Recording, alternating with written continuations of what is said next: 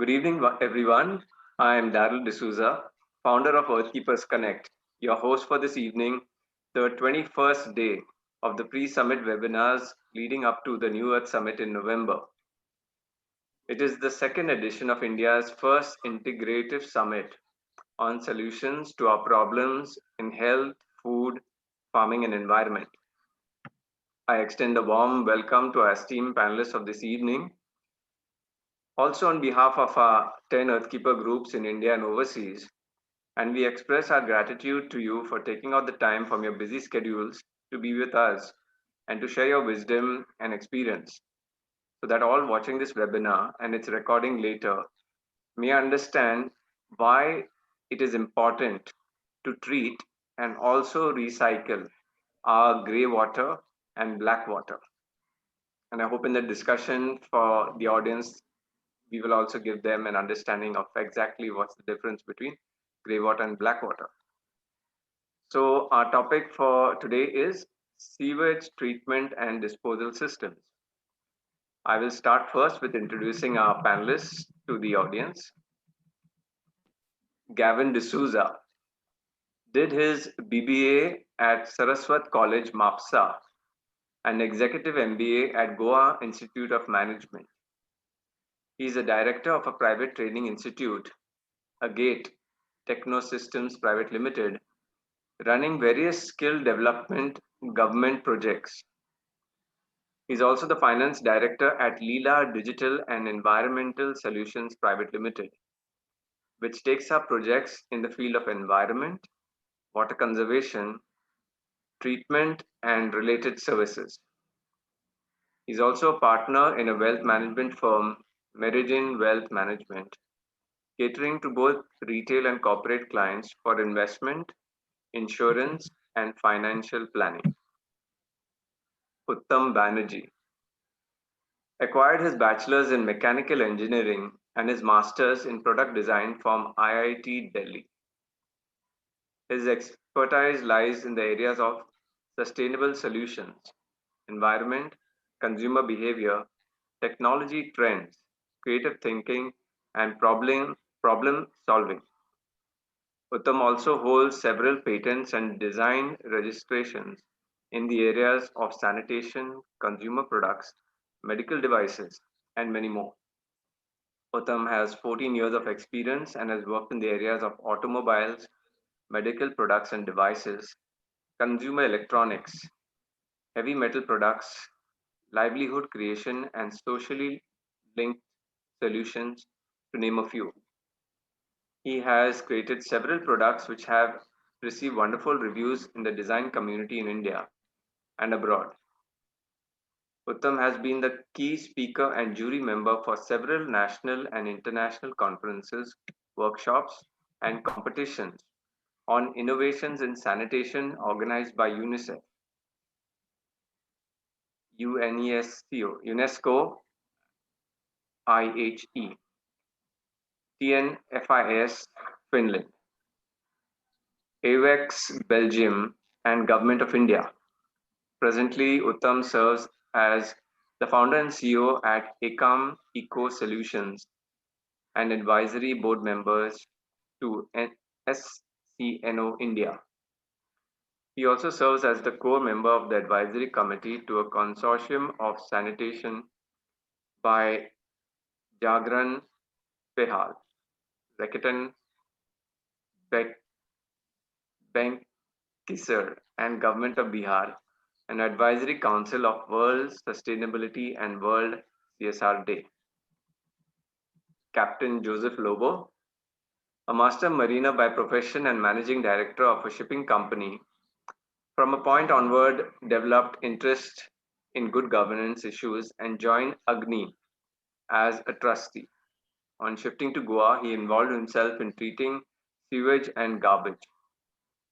As manager of Green Goa Works, Joseph managed Sonsodo garbage site for 1 year under contract to Goa Foundation. Compost was produced and sold to farmers since.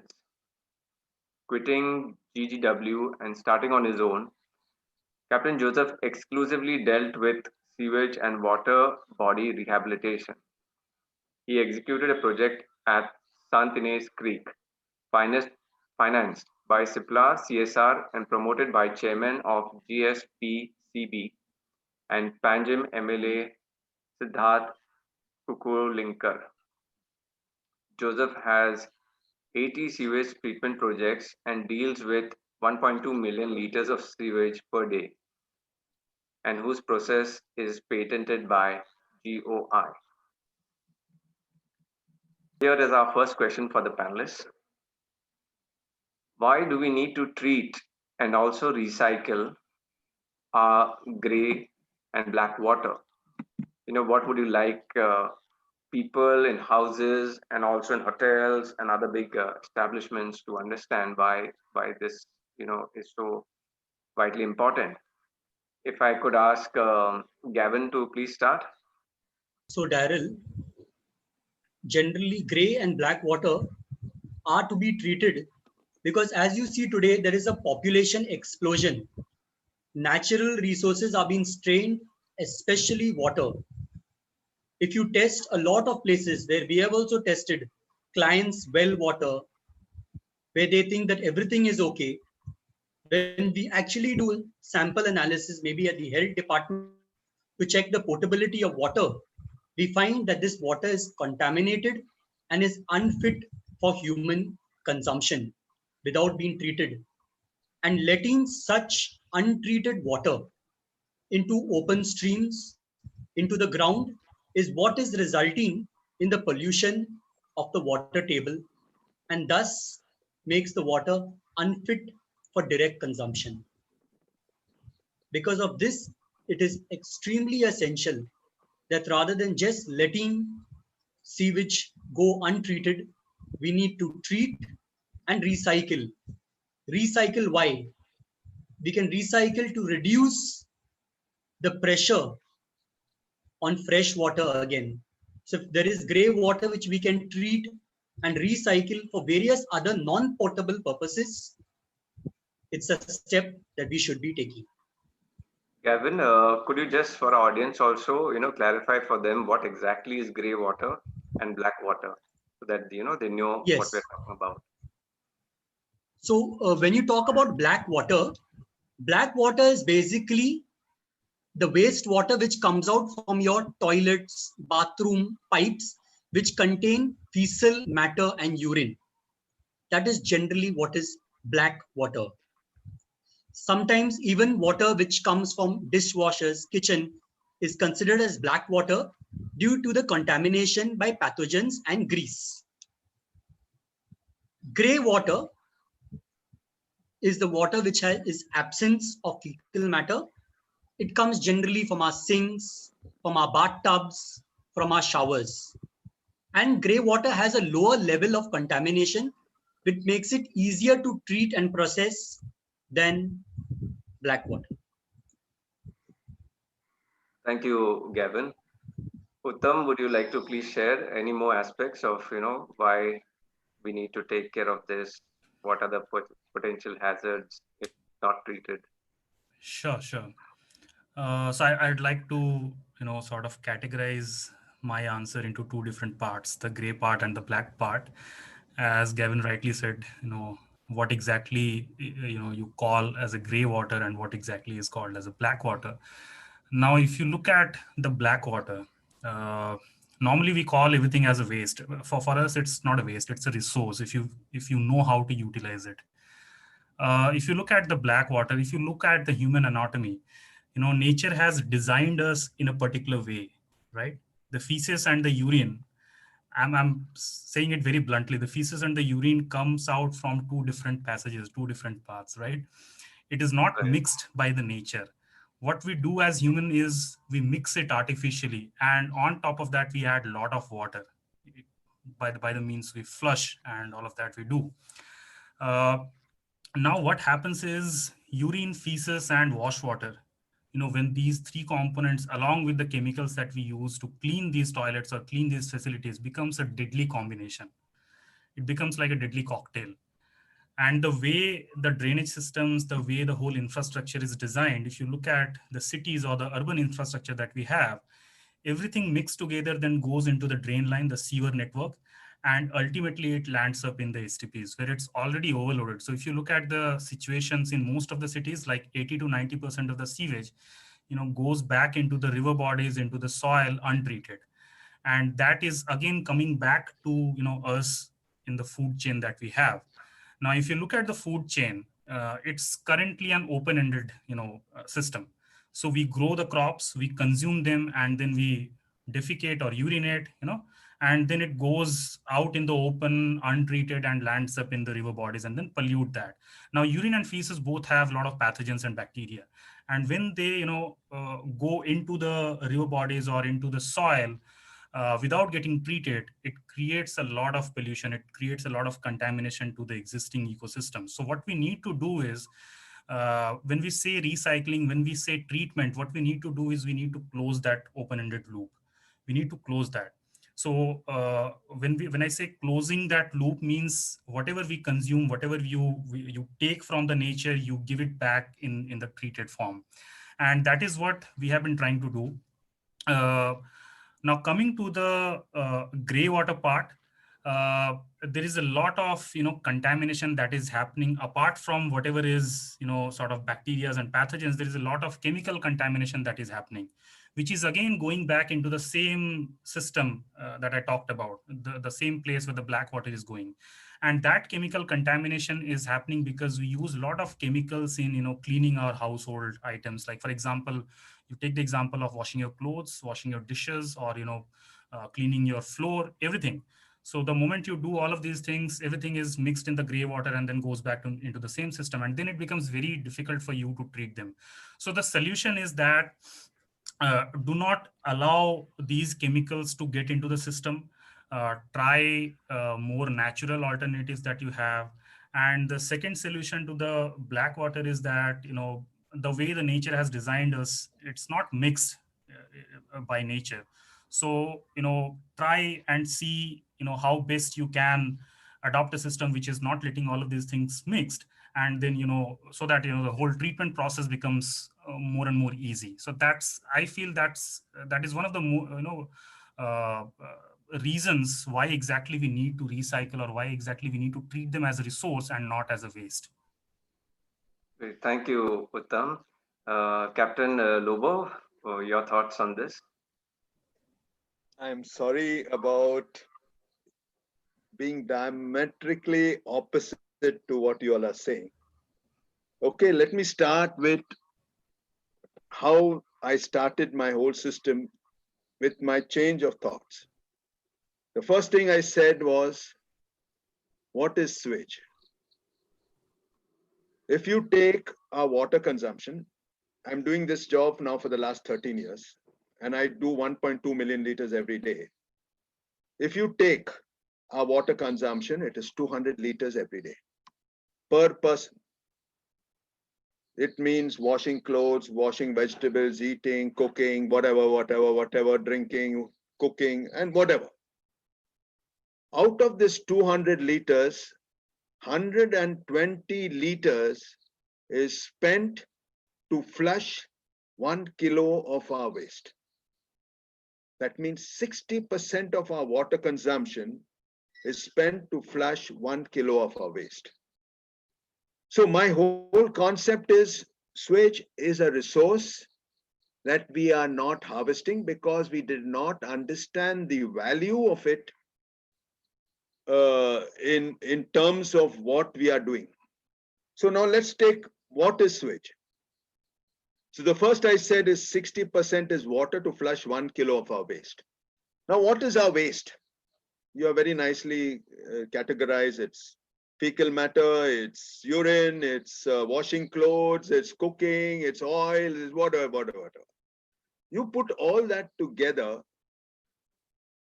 and the washing and the soap, you have a cocktail of a very nice fertilizer which is available for mankind. You say soap is chemical, soap is phosphates. It's not chemical. Phosphate is a very expensive fertilizer. Our fecal matter, our urine, is far more potent than cow dung. Cows eat only grass. And they eat everything, grass, the roots, the soil, everything. When we eat quality food. And we eat net food. When we eat a cabbage, we don't eat all the shell and all the others. We chop it off and we keep the core of it, which is net food, because we are spiritual beings, human beings. We are people who are far higher than animals. Now, this food is very, very, very, very nutritious and very compact and very diverse, because we need to maintain a good health. The other thing is, we digest only 60 to 80% of our food because of our eating habits. While eating, we sometimes watch mobile, we get distracted.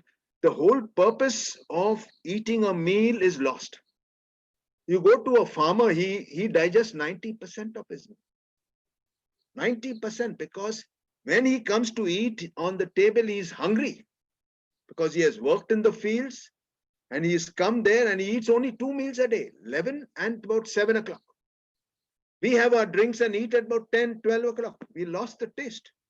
So 60 to 80% of our food is digested. The rest is dropped into the bin. Now, this is valuable nutrients which we paid a good price, a very, very good price. The third thing, trees and plants are not made for cows and animals. Trees and plants are made for us. And whatever they consume is what we discharge, because they are producing fruits which we have consumed. So if we can create an environment and a method of getting all this waste nutrients, including our urine, our body salts, our skins, we lose every day almost half a kilo of skin, into this water and treat it in such a way. Treat it, I won't say treat it, I would just say activate it in a manner it becomes alive and pass it to the roots of the trees. You have created a great system. And you know something, a coconut tree consumes 1,000 liters a day. A mango tree, 2.5 to 3,000 liters a day. A mango tree's canopy can cover 1,000 square meters. 1,000 square meters if you spread the leaves. And a tree, if you take our body weight and you take our moisture contents, we have 60 to 70% moisture in our body. That's whom we are. The rest is all flesh, bones, whatever. You can imagine we are 60, 70 kilos having 60 to 70. A tree which is 1 ton, 1,000 kilos, need at least 50% of it to be water contents. Where are they going to get it? Today, they are sapping it from the ground. But if you give this nutritious water to them at the right place and at the right spot, these trees absorb everything. The second part, today, Pollution Control Board, after seeing my system, is calling these trees and plants biopumps. One small heliconia plant consumes 150 liters a day. What does this heliconia or these trees do? They absorb first all the nutrients and water. The nutrients they use as energy. The water they transpire and give it to us back as dew. That dew in the morning, my whole place is dripping with dew. And that nurtures these plants which we have put there without any rain. And what happens to the environment? Number one, all the nutrients which we call waste is absorbed. Number two, we've added not only moisture to the environment, we've also cooled down the environment by 3 to 4, even 5 degrees.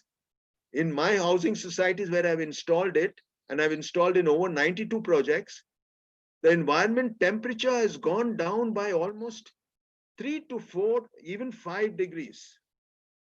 The water consumption for watering plants is nil. Labor is nil. Nutrients, fertilizing those plants are nil. I do a project in Goa, in Karanzilem, 150,000 liters a day last 5 years. Before every second month, they used to get a notice from Panjim municipality. Today, 5 years they have not got, and just below is the Taligaon fields. Not a single drop of their sewage has now gone into the fields. And if you see their environment, you will be shocked. So we'll just wind up this question, and I got a very important point from your discussion, the special design that you'll be showing us. Uh, it is recycling that water and giving it to the roots of plants, and so the plants are not picking up that much water from the ground anymore. So you're kind of saving groundwater there, isn't that right? Yeah, that is right. And there is one more thing I like to add to this is that the ground itself is full of bacteria. The soil itself is full of bacteria. And the whole concept of sewage being a nuisance came from the point of E. coli contaminating our drinking water. But E. coli, only a particular species is bad in case it enters the water body that we drink. But 90% of E. coli is beneficial to the soil. Okay, I just wanted to add that. Yeah, go ahead, Darren. Any more questions on that? Yes, very good point. And so there is a worldwide uh, the water tables are going down.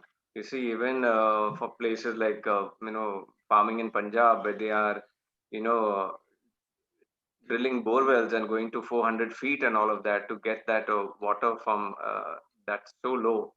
I wonder what is the quality of that water and what it contains, whether it is definitely its constitution will not be like the well water, the top water table. So yeah, so this is of course treating your gray and black water is so important. So it keeps water at the higher water table and on the top, and also it prevents the contamination of ground water.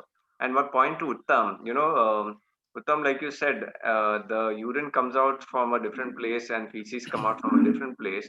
But just comparing that to nature, nature, whether it's a dog or a cow and all of that, they are urinating and they are passing their stools also in the same place. So it's virtually kind of natural material mixing, falling on the soil, mixing and getting into the soil. So my simple question would be, of course, now that human beings have designed this system where they are collecting all of this and putting it way below in the ground. So what is how can we understand practically that this normal urination and feces that, all other species on this planet are doing, right? They do it freely. So that must not be really going down much into certainly not 8-10 feet in the ground and not contaminating our well waters and all of that, right? So anybody could please share on that, the way human beings have designed the system, and if we did not design it this way, what would be the other way? So my question is, like in Goa, before we had these plumbing toilets, right? There was the normal septic tank and all that, and I still have a septic tank, and it's dug, and it's probably reaching 12 feet or 15 feet. That water is going lower. So what is the natural model, for this planet of housing, if we were able to design it from scratch, right? What would be the normal toilet system for a bungalow, right? For independent housing system, a system that it does not contaminate the groundwater. I mean, in villages like this, because the houses were spaced so far, there was a very little material going in one place, and they would have the well somewhere at the other corner of the plot. But now, as you have population density going up, and even if you take a villa, people are looking at 500 square meters or 5,500 square feet in that area. They got a family of 6 people in the house, right? And if they go for a natural, this system, what is the solution actually? So I will first answer your question about the two different ways and means of passing feces versus urine. What I actually meant by saying that is what is happening right now is because of, you rightly mentioned, the kind of population density that we have and the kind of load that we have, on the treatment facilities. Plus, it's not just the feces and the urine. It is mixed with water, and then the water is again mixed with a lot of these chemicals that I was mentioning, which is coming from a lot of different sources. Like, for example, if you take toilet cleaner, and you look at the ingredient, it's a lot of chemical, it's a lot of concentrated acid that goes into.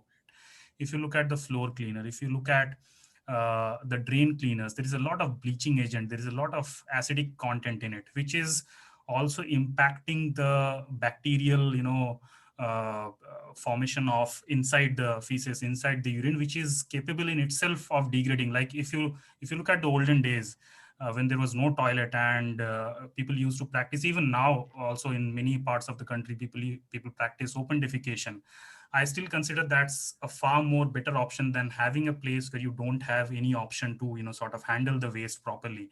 Now, in case of open defecation, what used to happen was, you have the feces, you have the urine, and both are going in the ground, and the ground already had those bacteria to treat that, right? Our gut also has a lot of bacteria to treat these two different ingredients. Yes. And because these two are not mixed with water and the other components, then it becomes much more easy, and the nature gets it time to sort of degrade it in a much more accelerated way. But if you look at the current system, that thing is not happening right now. And on top of that, the kind of load that we have is making it even more difficult to degrade. So that is what I meant by the kind of problem that is happening because of the current situation. So yeah, what was the question you asked? Sorry. Yeah. So the second part of the question was, in this, whether you look at, let's say, a village scenario where there's houses, it's evenly spaced in 500 square meters or 300 square meters or 400. You have one bungalow around. They have gated communities also like that.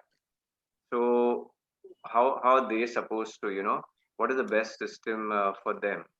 Does it have to be a central plant or?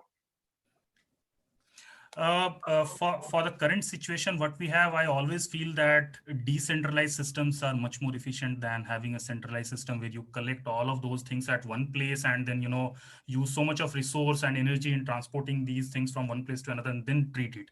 Rather than having that, if you create decentralized spaces, for example, every individual house, we believe that the so-called waste should be treated at source. The place where you are actually generating it, that is the best place to treat it and use it in whatever means and ways you can do. So in this kind of gated communities, in this kind of society, what you can normally do is, there are multiple models that you can actually adopt. For example, saying that you ideally adopt a dry toilet may not be a completely feasible thing to suggest, because Indians wash a lot, and water is a very necessary ingredient in this whole process. So we need to have water in it, but avoid mixing all of these things with a lot of chemicals and a lot of things that becomes difficult to process. Also, one of the very key ingredients which is making it difficult, we work with a lot of these city municipal corporations and even industries where it becomes very difficult to handle these STP waste. One of the primary reasons, we also found out that we consume a lot of these antibiotics, we consume a lot of these drugs, right? The food habits have changed a lot. So that is also creating a lot of, ultimately all of these things are going into the same place and then mixing into creating that deadly cocktail that we talked about. So creating a decentralized system, creating these small processing systems, not letting these chemicals mixed into the system. And then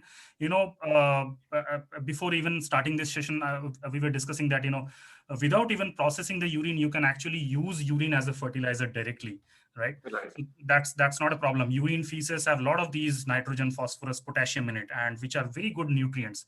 So nature, and as we rightly discussed, that nature has its own way of treating all of these things. So I think that's the best way to adopt in a system like this. Okay, thank you, Uttam. Captain Lobo, you want to Yeah. say something? So first and foremost, you talked about groundwater, right? And in model millennium, where we have 1,200 residents, 1,50,000. I take model millennium because that's a very good example. it was in a mess before. They did a water sample because suddenly the kids started getting sick. So the first thing that these people did was point fingers at my system, because they have 70% or 80% of their water consumption from the wells, and also from their bore wells. So I said, no problems. You do your test of the wells, do your test of the bore wells, and you let me know. They came back after about 10 days later, and they said our bore wells are contaminated, but our wells are in perfect order. So I said, fantastic. I said, okay. Now I asked them, I said, why are your bore wells contaminated? Because that's supposed to be the most protected water you can find. They said, we don't know. I said, I'll tell you the reason. Because today housing societies are pumping their sewage into bore wells. Bore wells were constructed by builders to facilitate the buildings of the construction of the building. Now those bore wells were kept there as a bonus to the society. But after they started getting sewage problems because of soak pits and septic tanks and soak pits, they diverted all that, or even STP plants, they diverted all that into the bore well. That's number one. Number two is septic tanks and soak pits. Like you rightly said, in those days, we had just one small family and a septic tank and soak pit, which catered for about 1,200 liters. And in those days, we used to pull water by the well. So the water consumption was far less than the 120, 200 liters that I spoke about. Now what happened is that these houses became buildings. So from 4 people, it multiplied to 100 people using the same soak pit. So what did the builder do? He went deeper. When he went deeper, he punctured the aquifer. When he punctured the aquifer, all the wells in the area started getting contaminated. And now the rot has set in. Now to counter this was one of the reasons why I got into this. To counter this, I said, no longer will soak pits be used. And I took this case up strongly with the Pollution Control Board and the health authorities. I pointed out to them that before we used to depend 100% on our wells. And because of that, we never required PWD water. And there was never a shortage in our village. Today, every time there is a breakdown or something, there is water shortages. Till today, 13 years from now, I use my well water and it's absolutely clear. So I said the best way is to stop soak pits and use my system. So we place the water only about 1 foot to 1.5 foot below the surface. With that, and next to the plant of the tendrils of the root, there is no way water will seep down to the aquifers, which are almost 20 to 30 feet away. And the chairman of Pollution Control Board decided to do a test. He said, no, I don't believe you. I said, first you take the samples of the water in the wells, because the resort was using that. So they found it clean. Then I said, you do another thing. This resort was built on a landfill. So I said, shut my system off. So they shut my system. In 2 days, the fields got flooded with sewage and the whole place was stinking. I said, now start my system. They started my system and in 2 days, it started drying up. Then I said, you dig 1 meter next to my discharge point and 1 meter, 5 meters away from my discharge point and check the soil samples. They found the soil samples next to my discharge point 70% better than the soil samples that were 5 meters away. Now I said, you make your deductions. And from that time on, they have completely agreed with my presentation, and they've given me the permission for Pollution Control Board. So this is my presentation. That's lovely, lovely, Captain Lobo. And yes, in the next round, we would like to see your design as well. Gavin, would you like to share something about this on this point? So very similar thoughts to my panelists. One is in terms of a decentralized system working far more efficiently. in earlier times when we had this septic tank soak pit system, there was not much technologies, or technologies were expensive. Now, if you look even within the three of us who are here, there is various technologies available at various price points that even a person who has a single dwelling home can invest in, so that the water, untreated water, is not let directly through the septic tank and soak pit into the environment. And very similar, as Captain said, we have also noticed that while there were single dwellings before, or small buildings, those projects have expanded. While the projects have expanded, they have not invested into sewage treatment plants. They are using the same septic tank soak pits. So even if you look at a lot of the older buildings in Panjim, there will be an excess of 200 people in that particular buildings, and they will be using septic tank and soak pits and not sewage treatment plants. So this is a reason, due to this population explosion, there is an additional pressure due to the direct discharge through the soak pits. So we also feel it is very important that this idea of septic tank soak pit should be done away with. I also would like to join with Captain. Maybe we can take this further on how can we bring it to the attention to the government that there are so many other alternate systems, and this kind of a system is creating pollution to the environment and is destroying our water tables. So people should be encouraged to look at alternative systems. If there is a possibility at a household level, a small kind, like how the government has solar subsidy, there is a rainwater harvesting subsidy, at least to get the ball rolling, there should be some subsidy which could come in terms of a support to bring in a home level sewage treatment system. Thank you, Gavin. And I'll go to the next question. And Gavin, you can answer on it first with the flow.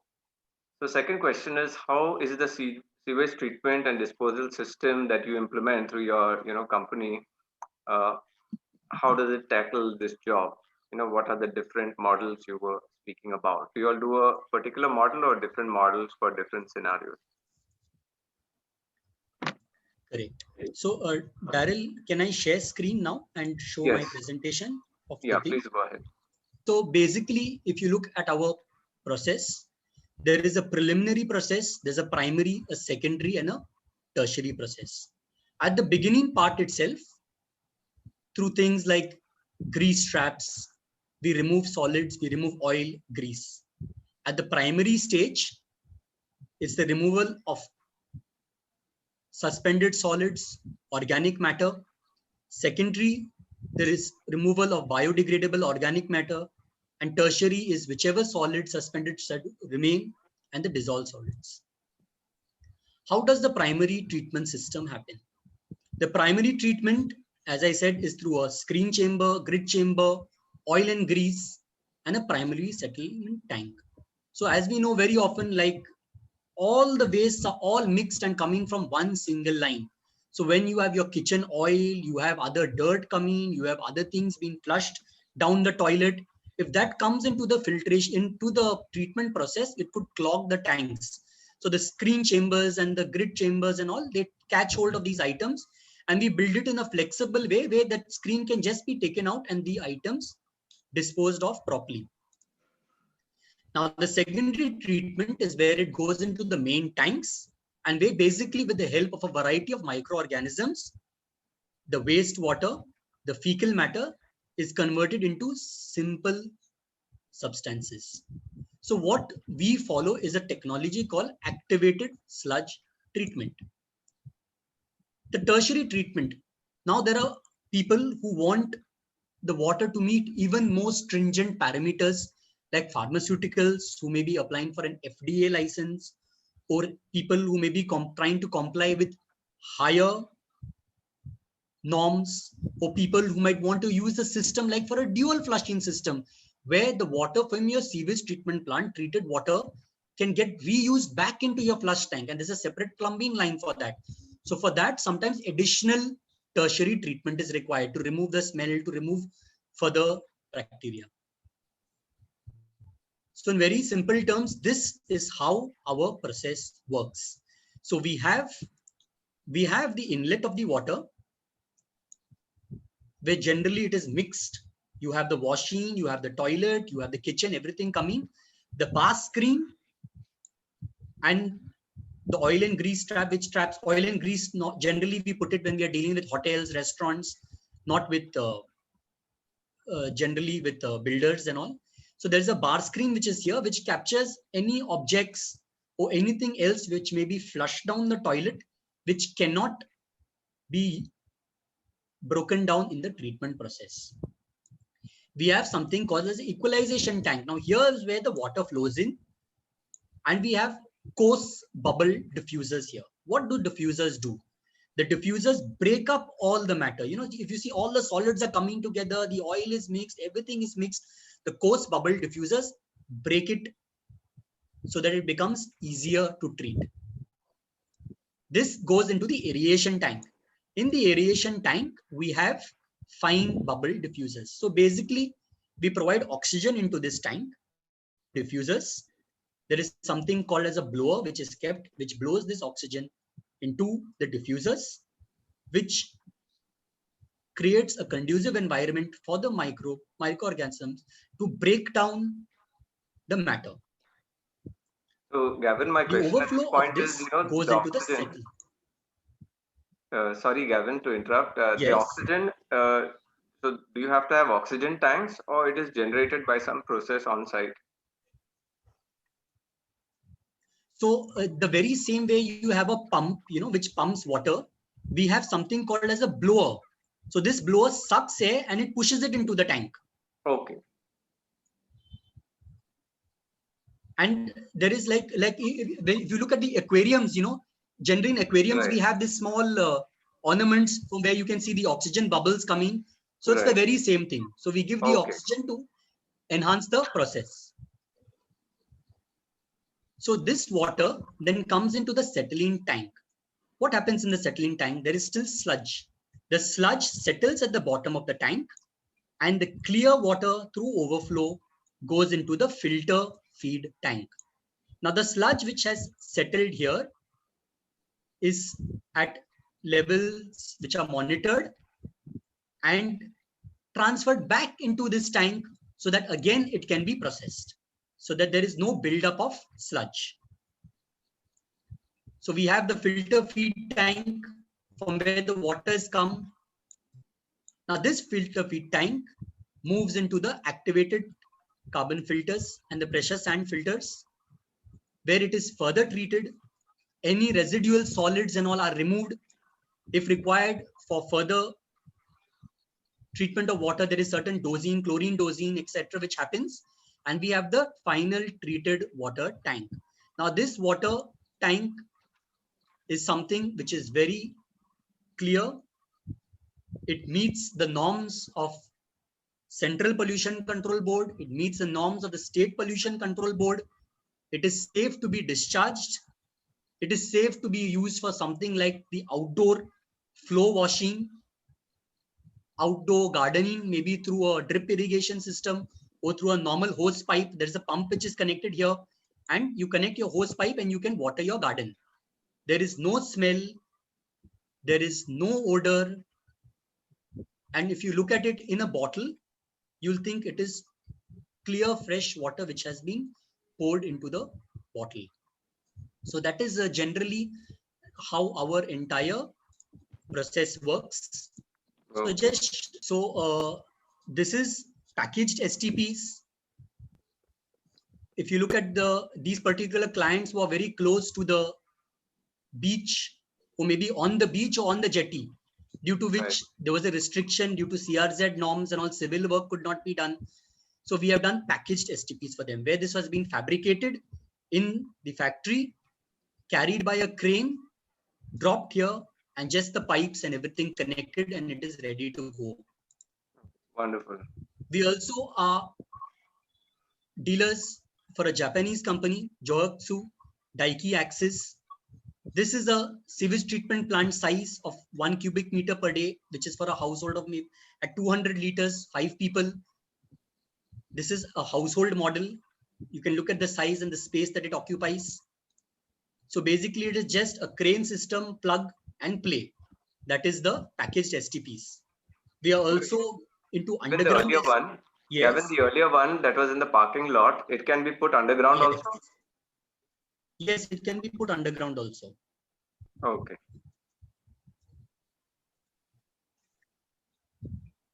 Generally, since the type of clients we also deal are like corporates, builders, due to the capacity, large capacity, they opt for civil plants.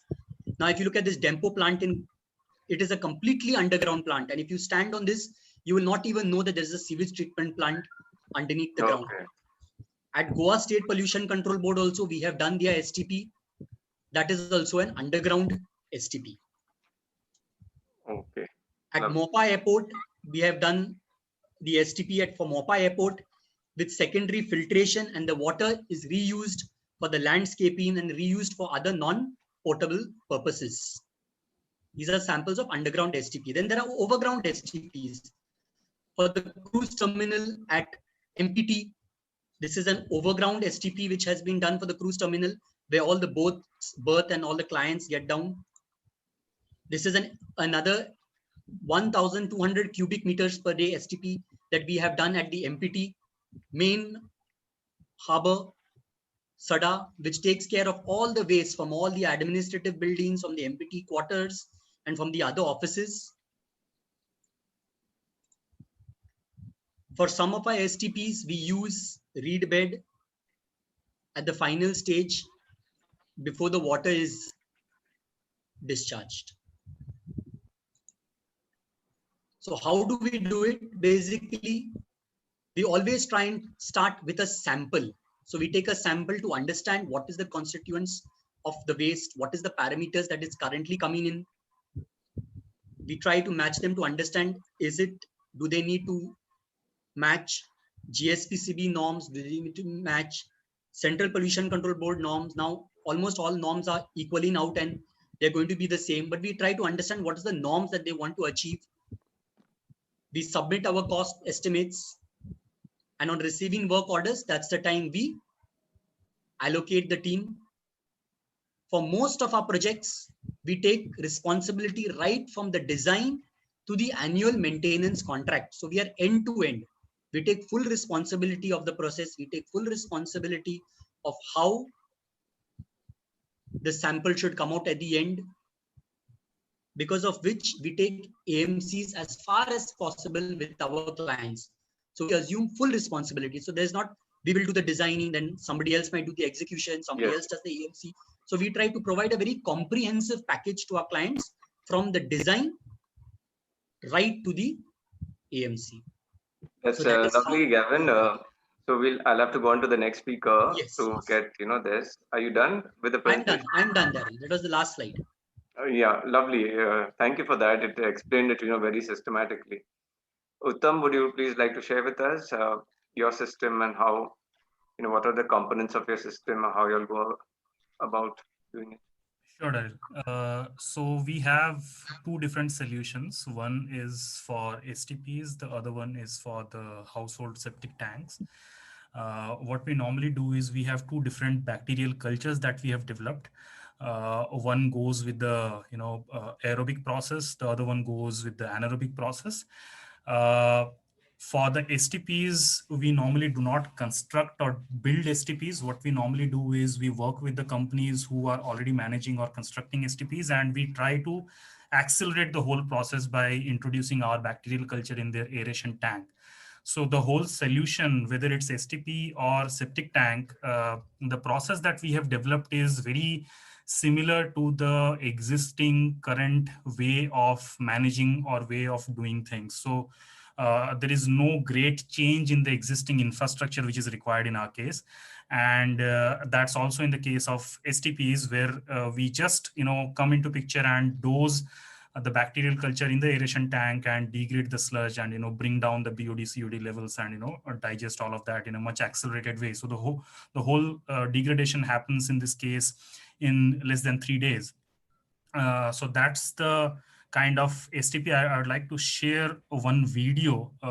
This is a project that we did in Rameshwaram, which is a very similar case to Goa, where you have a high water table and then, it's on the coastal zone, and there is a lot of restriction on constructing something permanently. So you need to do a lot of things. So there was this company based out of, Indore, who was building a public toilet in Rameshwaram, and the location was such that it was very close to the seashore, and they were not allowed to do any construction. So the challenge was that there was no sewer network also. So how do they manage that, the whole toilet space, toilet waste and all.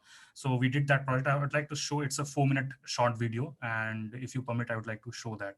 Please go ahead. Hi, so we are currently standing in front of this beautiful Lootel Cafe, जो रामेश्वरम के एकदम बीच के corner पे है. Lootel Cafe is a wonderful concept of clubbing a cafe with the loo. The problem normally we face is that the maintenance and operations part of the restroom, it's very difficult to manage and make it a sustainable kind of a model. Simple reason is who is going to pay for the maintenance part, and that's when this kind of a concept comes into picture, where you see a cafe in front of the kiosk and there are loos on the back side. A customer can actually buy whatever they want. You get a 10 rupee coupon, a 10 rupee coin that you can use, redeem that, use the restroom. So the whole restroom is air conditioned and it's beautifully maintained and managed and completely neat and clean. Now, the basic challenge that we were facing when we were trying to make this thing set up here at Rameshwaram is that the location is a major challenge. Now, the kind of location it has, if you see, it's right across the beach. और यहाँ पे there is very less provision of doing a permanent construction. So there are two basic problems. You cannot do a permanent construction. You cannot have a drainage line, so you need to manage the waste which is coming out from the loo and from the cafe. And also you don't have water supply, so you have to buy the water every day. And I'm told that currently with the kind of footfall they have, Lootel is buying approximately 1,000 liters to 3,000 liters of water every day. So that's a significant consumption of water. Now, how do you reduce that water consumption? How do you reduce that cost? Plus, how do you manage the waste which is coming out from the restroom? So what we did here is very interesting. We built underground septic tanks here. So there are 5 tanks here. Each tank is having approximately 3,000 liters of capacity. And so this is the first tank, this is the second tank, there is a third tank, fourth tank, and we have a 5th tank over here. So what happens is the waste primarily comes into the first tank. Then we add a bacterial culture, which is what we have developed as ACOM. We have developed a bacterial culture which is dosed into the first tank. Now the bacteria degrade the fecal sludge or the waste which is coming into the tank. And these are all underground, so it's anaerobic decomposition that happens. And after a couple of days, when the first tank is filled up, the waste actually overflows into the second and then subsequently into the third and fourth and finally into the 5th tank. By the time it goes into the 5th tank, the waste has become from a semi-solid kind of a sludge, it has become more into a liquid form, and because of the bacterial degradation that happens in the whole process. But then, what do you do with that liquid? So we have a setup over here in the blue colored kiosk that you see. This is a setup that we have created in collaboration with DCV. DCV has supported us in this project. What we do here is we have a filtration unit, and the water from the 5th tank actually goes into the filtration unit, and then it is pumped into a tank which is kept outside. So the water that gets processed, the processed water is as good as a water that can be actually used for flushing. You can use it for gardening and various other cleaning related applications. So that's the whole process that we have set up, and because of this whole system, we now have a circular model. We now have a closed loop system where you produce a waste and then you also recycle it, and you use it for some sort of consumption or reuse. So that's about. So that is something that we do as part of a small setup, a kind of a conventional retrofit septic tank system. Now, these septic tanks that you saw in this project, are the regular Syntex kind of tank that Gavin also showed, Right. the plastic tanks that are normally you find in the market. And there is no, sort of change that we did in the tanks or in the filtration system. The filtration system is also very conventional, the way Gavin showed, activated carbon filter, and then you have ECF and all of those things. The technical part here is the bacterial culture, which actually does the whole job of degradation. And this particular solution comes in two different forms, without the filtration system and with the filtration system. So if you don't want to use it for flushing or for cleaning, application, you just want to use that output water as farming or as gardening, you can right away do it without the filtration system. So with the same existing septic tank, you just dose these bacterial cultures at a particular frequency, and then you process that whole thing and create a beautiful model out of it. So that's the system that we have developed.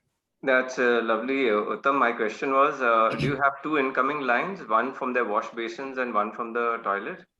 Currently in this system that you saw, it's all mixed together and coming into the same septic tank. Yeah. Okay, thank you. Captain Lobo, would you like to share your system design, how it works? And Yeah, okay. Can I just put a screen share, if you don't mind? please go ahead. Please. Okay, my system is simple. And the most important thing is that I have taken into account the maintenance and the monthly outgoings for this sewage system. So my monthly outgoings are not more than 3,000 to 4,000 rupees, and my AMC only when is required is about 1,500 to 2,000 depending on the distance.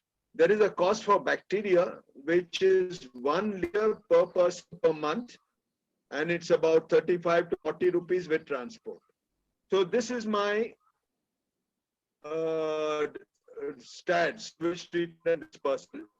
I have a bioreaction tank down below, which is in the parking lot itself. And my pumps are submersible. Now I keep them in surface. And my treatment, I have two types of treatment. I mean, to one type of treatment, but to three types of interventions. One is recycling. The people in the complex use the toilet 4 times a day. I mean, use the toilet 4 times, morning, afternoon, evening, night. Okay, depending if you're in the office, then you don't use it. This is the heart of the system. Can you see this? So this is the housing society which we have decided to switch to grow bananas and papayas. And later on, they have put some other vegetable plants. Okay. Right. This was the original situation when I started in the beginning, and then I changed the whole philosophy. So waste is not but resources, that we are not harvesting, because it did not strike us with immense value. So this I have already told you. I want to share with you. Okay, this is Millennium. Can you see it? Yes.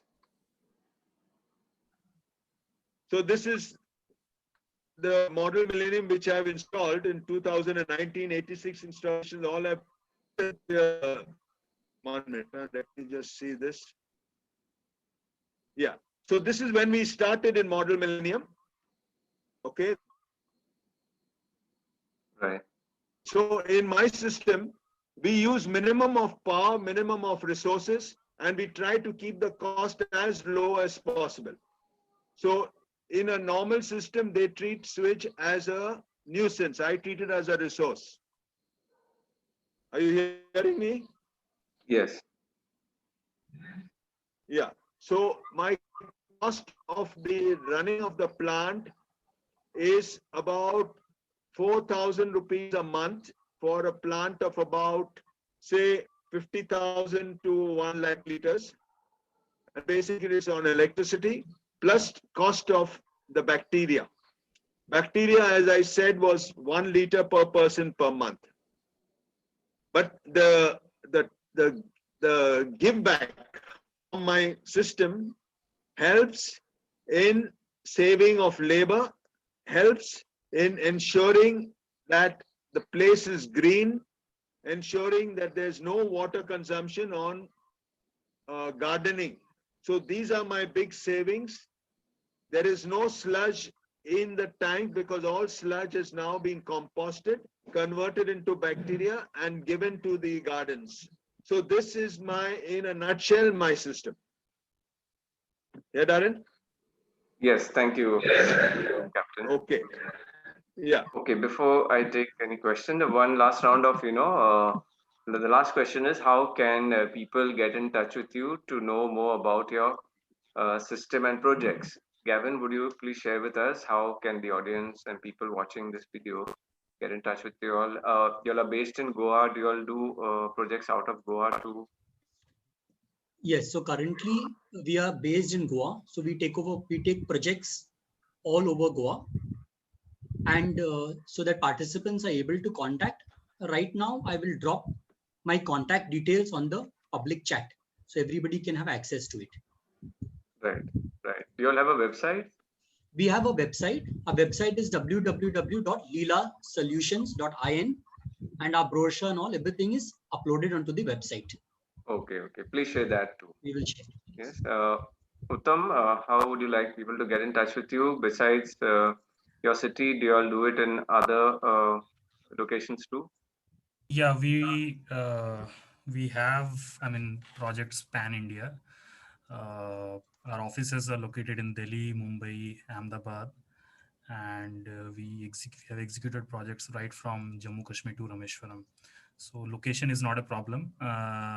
You can visit the website ekameco.com, ekameco.com. I'll write it down in the chat box. Please do. And I'll mention the contact details as well. Thank you, Uttam. Captain Lobo, how would you like people to get in touch with you? Do you have a website and office? I think Darren, the best person will be this fellow, Sunny Thomas, who will handle all the inquiries. Okay. Yeah, the number is already with you. Okay. Okay, so yes, I have Sunny Thomas's number. I'll just type it down in the chat box. Yes, please. Now let me go for Q&A. Yes, from I have a question from Sean to all the panelists. We have a septic tank with a soak pit at our home. Is there any modification that can be done to use the wastewater and efficiently? Can yeast or any other bacteria be flushed into the septic tank to break down the sludge? Captain Lobo? Yeah. So what I'm saying is that first and foremost, we have to ensure that the septic tank doesn't allow any of the water to get into the soak pit. Okay. So in those days, the septic tank was not designed in the manner that is supposed to be. So the first most important thing is that we need to ensure the septic tank is not got previous sludge. Once that sludge is cleaned up, then the tank is ready for use. My tanks are bioreaction tanks, which has a different design, which is not incorporated in these old septic tanks, but we can still use it because the water inflow is very, very minimal. Secondly, it depends on how many people are there using that septic tank. Like I said, it's 120 liters per person per day. So that is the water available. Then you have to see how much of garden space you have. And you should then calculate how much water you require to feed your gardens. Once that is there, then we can set up a small system which will handle the water to specifically water what plants you wish to have. It can be vegetables, it can be fruits, it can be ornamental plants. Have I answered the question? Yes, Captain, thank you. Uttam, any suggestion for Sean? Yes, of course, a lot of possibilities. But before suggesting anything, we, as Captain said, that need to look at the condition of the septic tank. But yes, there are possibilities of dosing bacterial culture, and also you can recover that whatever is going into the tank, you can recover it and use it for gardening. So definitely, yes, there are a lot of possibilities. I also see that. Is that the same question? Kitchen waste. Yes, before that, Gavin, would you like to mention something to Sean about this question about? Yes. So there are multiple solutions available. One solution which would come to me is that if possible, we would separate the kitchen outlets rather than the kitchen also feeding. If the kitchen is also feeding into the septic tank, we would separate that and probably treat that separately through a reed bed system, because it would be an easier thing for us to do. And the tank could be modified, because there is certain bacteria which can be introduced into the tank after modification, like the DRDO type bacteria and all, which would help in breaking down the sludge faster. But then that would call for modifications of the tank. Just as Captain said, the old conventional tanks do not have those kind of separations and everything. The tank would need to be modified. Okay, thank you, Gavin. And the next question from Sean is, this is very interesting. What are the types of eco-friendly dry toilets? Can we modify our piggy toilets in Goa to have an eco-friendly dry toilet? And for that system, what kind of bacteria should be used? Any panelist wants to comment on that? Please go ahead. The old Goa piggy toilets, can it be converted to a dry toilet? And what is the kind of, can it just a bacteria culture do the job? For conversion to a dry toilet, I am really not sure. Need to look at the existing system. But yes, as I earlier said that, there are possibilities of dosing bacterial culture. I have just, shared a link where you can see the details of the bacterial culture that can be dosed in the septic tank for both, for the dry toilet as well as the, the normal septic tank that we usually have. Yes, thank you, Uttam. And yes, there are some, 2, 3 agencies in Goa. I mean, people at a small scale who have been trying to, promote this dry toilet, even a portable toilet. And I don't have the numbers right now, but one presentation was done by Mario and Muriel, the couple who are there in North Goa. They did that, I think, a couple of years back. I saw it at Saraya in Sangolda, that's in Goa. So if you know them, Sean, please get in touch with them or connect with me personally. I'll give you the number. It's a very impressive system. It was even a portable system, so definitely something doable. And I'm sure since they're in Goa, they would have worked with piggy toilet transformation also. Now the next is. Can I just intervene, Daryl? Yes, Captain Lobo, please. Yeah, for these small toilets for this thing, single-seater toilets, what I had designed for my farm, because we didn't have any drainage system and I didn't want to build any expensive stuff, was put 2, 3 banana trees behind and a small little soak pit type of construction covered with a plastic and covered with soil. And people could use that toilet without apprehension, because the bananas and whatever the other plants are there absorb everything. So this is just a suggestion, because the inflow is hardly anything. It's hardly about 3-4. Okay. So just. Okay, lovely. Thank you for sharing that. And Sean asks again, how can kitchen waste water be treated to make it usable for watering vegetable plants and fruits? So yes, so Captain Lobo, that's exactly your perfected system. Any other ideas? How can kitchen water waste be treated to make it usable for watering vegetable and fruit plants?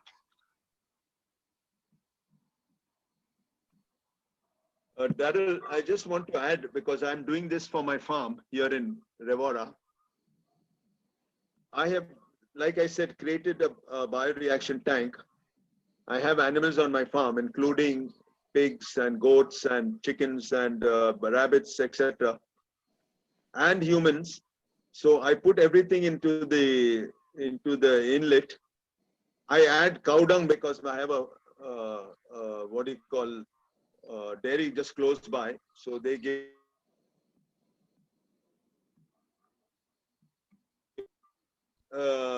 compost with bacteria, and then my pumps automatically distribute it to my mango trees, my chicos, my vegetable plots, my banana trees, etc.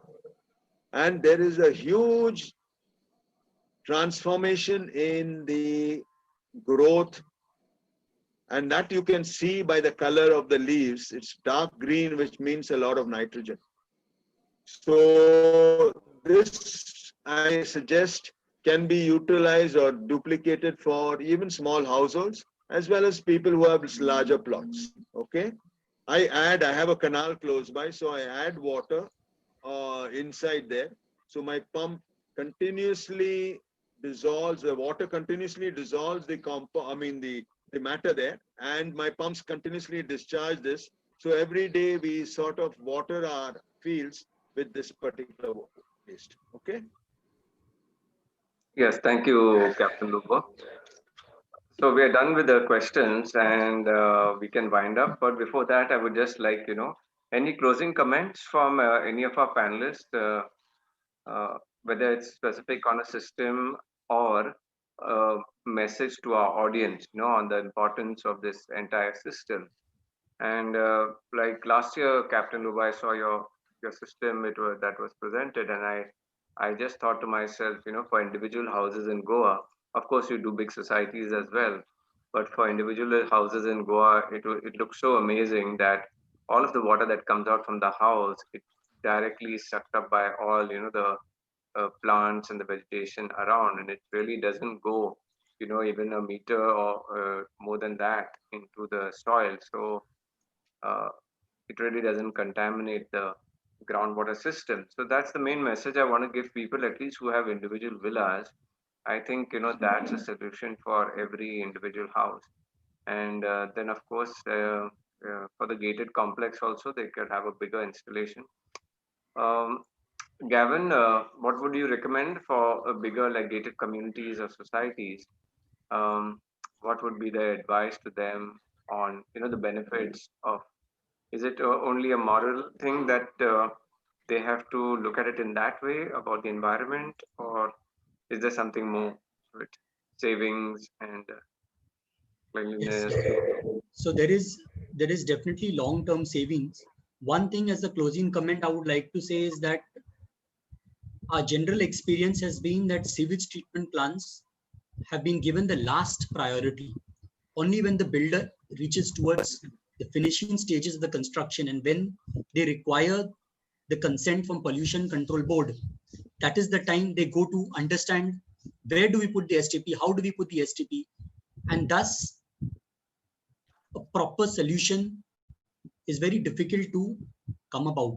So it is very important, and I appeal to all architects, planners, builders to get in touch with us right at the design and planning stage, so that the optimal location, the optimal planning can be done, where the STP can actually, the entire water that comes out from the STP can be reused. There is no waste of this water. So this is what I would like to say, and I would like people to start taking a pledge that at least those moving forward in terms of new constructions of their villas, that they can contact the panelists, they can contact other people in this area, and rather than going with the conventional soak pit septic tank, which the health department will give you the NOC for, you try something different. But please do it at the planning stage itself. So if you have to separate your kitchen wastewater, your bathroom, your toilet at the beginning itself, it becomes much easy in the planning stage itself. So please reach out at the planning stage so that we can make the most optimal systems.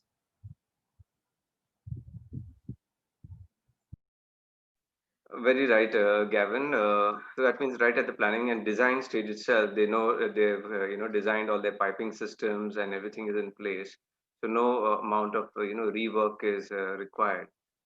So yes, that's good advice for people who are put as managing committee of societies, and of course that is much later. But even when at the project stage, when people are getting into signing documents or putting in funds to get into a society, they have to be concerned right at the starting of how uh, the society is going to save on water and their water bills, and because every society has got nowadays they want to have it a lot of garden area, and some people are growing trees, and even things like coconut trees, or I've seen guava trees and other kind of fruiting trees in society.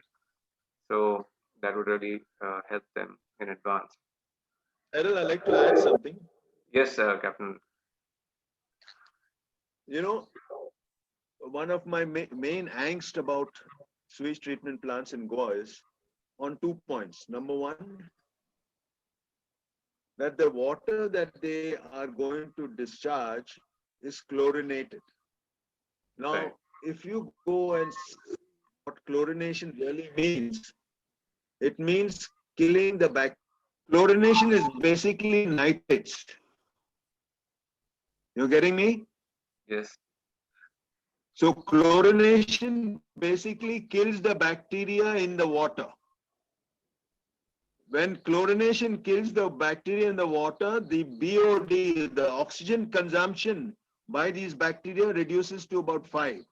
In my system, the bacterial, the BOD, the biological oxygen demand is 250, which shows that the water is fully alive with bacteria.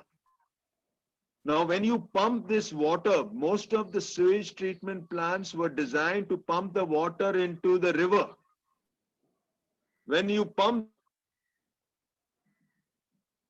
it is the selfish and destroys marine life. So this is my biggest angst.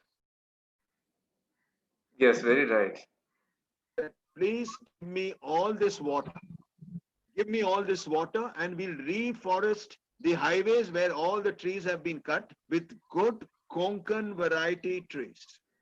So this is my closing remark. Thank you, Captain Lobo.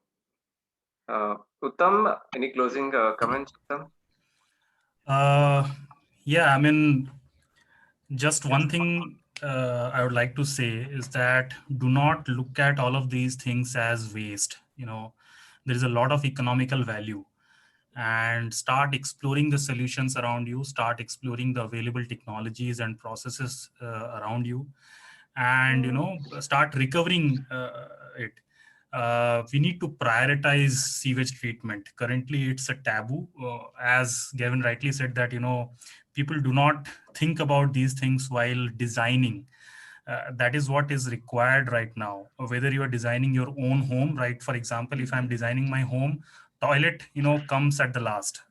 The bedrooms or the living room, the drawing room, kitchen, and then in the last we think about the toilet and the waste management systems. So we need to think about all of these things. We need to look at this particular subject in a very different way, give them the priority that they need, and then start recovering the valuable resources that they have. So yeah, that's what I would like to say to the audience. Thank you, Uttam. And so we can wind up now, because we are already done with Q&A.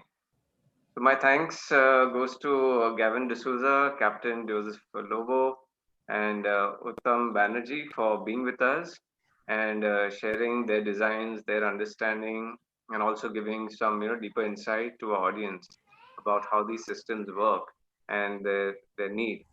And I I think like Uttam, you said, people need to understand, and kind of take more responsibility. Uh, but primary to that, if there was, a complete, across the board education for people to take an interest in this, what kind of information has to be shared? Do we have to share them the depleting, water table levels? Do we have to share information about how much of, scarcity of water is there, or how the contamination of water is kind of killing the, like Captain Lobo said, not only the contaminating the uh, groundwater, it's also killing life in the sea and the fish and all of that. So, do you all think that some kind of education like that of the entire ecosystem, is something that will really sensitize, the common average man, where we show the flow of water, maybe in a video or presentation, something that just goes on for 10 minutes or 15 minutes and gives people the clear idea how they are participating in this entire destruction of the water system. Have you all come across any presentation or any organization that shares this information out? Because I think that's one of the main things for the common man to realize. I am participating. Others people like to talk a lot. I'm green, I'm friendly, I'm eco this, I'm eco that, and this water system is such a hidden system. You see, it's so hidden, and I think only when the common man realizes something like this, then they will see that they have to be responsible for water and the future of water on this planet. So, have any of you come across some video, some resource like that? Uh, and if you have, then please talk about it. Any movie of the sort? Because we're getting so many movies on food and health. So, has there been any environmentalist or group of body trying to show this ecosystem being contaminated and how the common people should participate in preventing this? I have seen a couple of these things, but I'm not able to recall a particular one. But yes, if you search on Google, I'm sure there are multiple of these videos or animations and presentations that you'll be able to find out. And it's not just about, I mean, you rightly said that we need to make people aware that where exactly you are contributing or in what way you are impacting this whole ecosystem. Also, what we need to sensitize is one thing that I really feel that we need to do is the dialogue that we need to keep on engaging people with is about sanitation, about these subjects, the different ingredients, the different components. People don't openly discuss about all of these things, and that is also very much required in order to sensitize people on what impact they're creating, or the way they are impacting this whole chain. So yes, but definitely if I come across anything, I'll definitely share it with you, and then you can share that Yes. with a large number of people. Yeah. Thank you, Uttam. Any of our other panelists want to comment on this, on any resource or education for the common man about this? Otherwise, if yes, Gavin, you're saying something. We could probably, since we have all come together on this forum, a lot of us have different ideas and a lot of our marketing collateral material, we have put out different things. We can probably join forces in terms of making, a certain kind of a pamphlet or a video Yes, I think video is on this something that forum, really which we works. can put out to people. We can do something like that. I've also seen a lot of content, but it has been at a very technical, professional kind of a level. But we can create something which actually people get the message out of, and we Yeah, can float it through the groups which already existing. yes, a very good idea. Because I saw an animated video of that dry toilet, that Mario had presented, and it was done very well. And you can see a lot of science and very simple for the common man to understand. Now, here's a question that uh, I have observed, okay, from a health standpoint of view, an infection and anal abscess, all of that. So it's something pretty serious. So my question, because I know all of you would have done, water tests from different sources, groundwater, well water, and also this bore well water. So my question is this, that I have seen in some cases people having more occurrence of anal abscess. Okay, and I mean the conventional doctors give various reasons for anal abscess, but I know it is a organism contamination that gets through into your anus as you wash it with that health faucet. And I've seen that some of these societies to save water, they've got one tank for municipality water and one tank for the flush tank. And sometimes that health faucet is connected to that flush tank water, and that could be a dangerous thing. So my question is this, that have you all seen in terms of infectious organisms, have you seen a different range from that, borewell water compared to lake water and municipality, water? Of course, municipality water in cities like Mumbai and all, it's got all chlorine, so everything is killed over there. So any insight on this? That what is the bacterial, or is there any kind of infection scenario with using borewell water? Daryl, can I just comment? One of the speakers had mentioned that they can reuse sewage water after purification for flushing. Now, the problem is here, which I pointed out to the Pollution Control Board, is that the system that is there, the STP system, does the purification of the water, but does not filter out the salts. When you don't filter out the salts, because it's a filtration process and not a distillation process, the salt builds up in the recycled water. And if some health faucets are connected to this water, there is a possibility of having infection. There is another feedback from hoteliers who have used recycled water for flushing. They have said that if there is no guest in a particular room, and after 5 days they have a guest and they flush, there is a huge stink from that water. So my point is that that water may be clean water as far as sediments, etc., bacteria, etc., but it is full of salts because it is a filtration process. So this is my point, which I usually put to the Pollution Control Board, that it was a failed idea to reuse sewage water for flushing. And if it is that flushing water is connected to the health faucet, that could be one of the reasons why you may be having this infection. Okay, thank you, Captain Lobo. Any other comments on this from our panelists? So Daryl, the treated water and all, it should not be connected to the faucet. It should not, this water, like, even if water is retreated, it is used, again, it should not be used anything where human hands per se are involved or any part of the human body. So Right. even should any clients of ours who have, worked out these kind of proposals have at the maximum only connected flush tanks. Faucets have never been connected. The faucet is with the regular supply of water. It is not with recycled water, because definitely if there is something which, because although it goes through UV and other disinfection, other dosing, it is still not connected by our clients to faucet. It is connected only to the flush tank. Right. So yes, I would understand that with your, such an intricately designed system, obviously you all would have taken care to see that, that flush tank water, if used in borewell, that's a separate system itself. And here's just a warning, to people in society, so that they have to be very clear and careful to make sure that that borewell water is only connected to the flush tank, and not to the health faucet or any other system in the house. So we are done, and yes, thank you once again for your sharing and experience, and also giving your details to our audience so that they can get in touch with you to implement, these systems. Thank you, Gavin D'Souza, Captain Joseph Lobo, and Uttam Banerjee.